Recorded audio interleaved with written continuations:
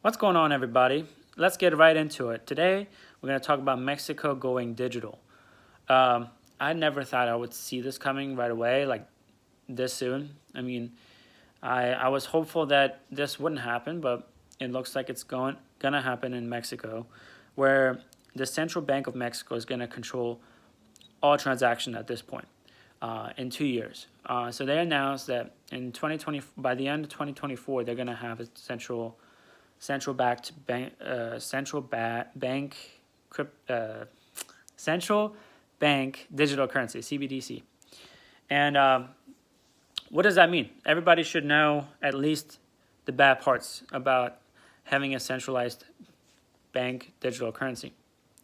And the biggest one is you don't have control of your money. They can take money out of your account and then add money into your account. It creates a double-edged sided sword. If the government wanted to put money into people's wallets, they could just, press a couple buttons and boom. But as we know, it can go the other way around. So, for example, if you owe taxes, or if you sold your car to your cousin or whatever it may be,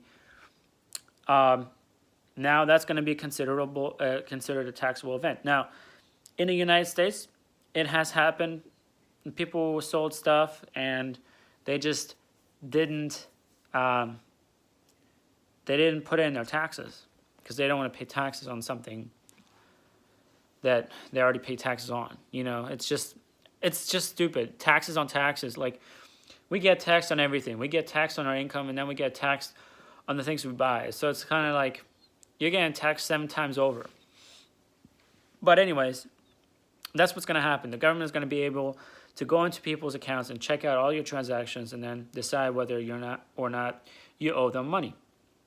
Another thing they can do is, obviously, I just talked about, is they can either add money or take money out of your account, whether you want to or not. Okay, so those are the 2 things already right there. A third one is, imagine there's going to be a positive interest rate or a negative interest rate. So they're basically going to devalue based on the interest rate or the market. And then they can also make you buy or do certain things with your money depending on what they want you to do. So, for example, if they say you cannot fill up your gas tank in your 5-mile radius, then you might have to do that. They can literally, it's a programmable currency. Programmable means it's not just a dollar or peso amount that's on the screen. It's literally somebody giving you rules and sets of guidelines of points on the screen. And I'm going to guess it's going to go into the social credit score. So like China does right now, where people are going to get credit or debit depending on how they behave on the streets, how they behave, whether they're supporting the government or not.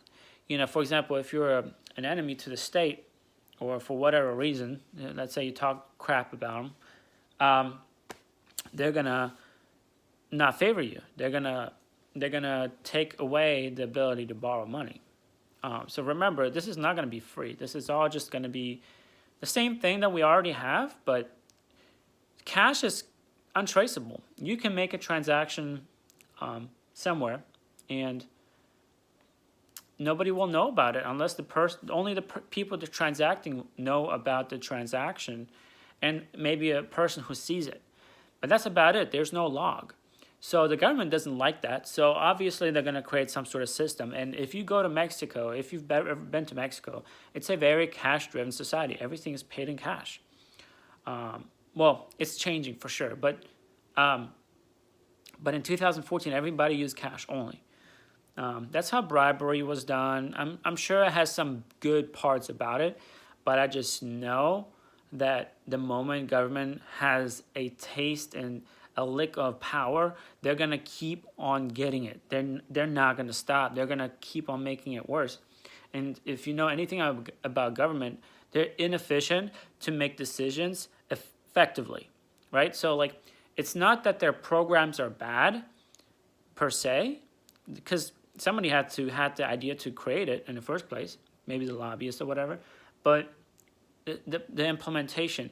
So if if you're if you have a project that requires government funding, you're going to always make it seem like you don't have enough money. And that's what happens in the United States and everywhere around the world. The more government gets involved, the more inefficient the system becomes.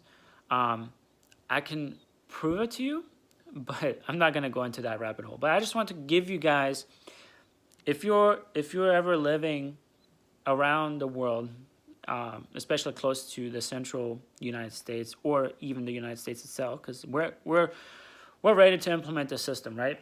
But how would I say?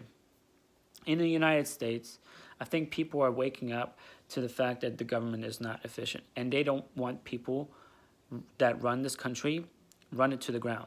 They're sick and tired of all the stimulus checks that the government is putting out so that everything else is inflating in prices. They just don't like that. People don't like that. People are sick and tired of inflation. And any more programs, government programs that the government is trying to create is going to be shut down. I think we're going to have a red wave, to be honest. Like, this is just my theory, but after Biden is gone, I think we're going to have a Republican. I don't know who it was going to be, but, whoever it might be, I think it's going to be very, really shown to be very Republican. Because guess who votes? The older people. And guess what kind of income they got? They got a limited income because they're retiring. The people who are about to retire are going to most likely vote. And the people who have retired, they don't want Democrats. Not because they don't want social welfare and all that stuff. What they want is the value of the money that they've saved up over these years to have them live longer, to be able to survive, basically. And if you know anything about the United States, we like to spend. In the United States, we like to spend more than what we have. That's why everything is so expensive. It's not because things are supposed to be this expensive. Like, a house shouldn't be costing 10 years of your salary in some cases. But that's what it is, 6 to 10 times your salary in New York, take the average of that, and that you're looking at about $600 to $1 million plus in a little room somewhere in New York. So anyway, I'm going off tangent here, but digital currencies are about to come, and I just wanted to give you guys a perspective of what I think is going to happen in the future. All right, see you guys later.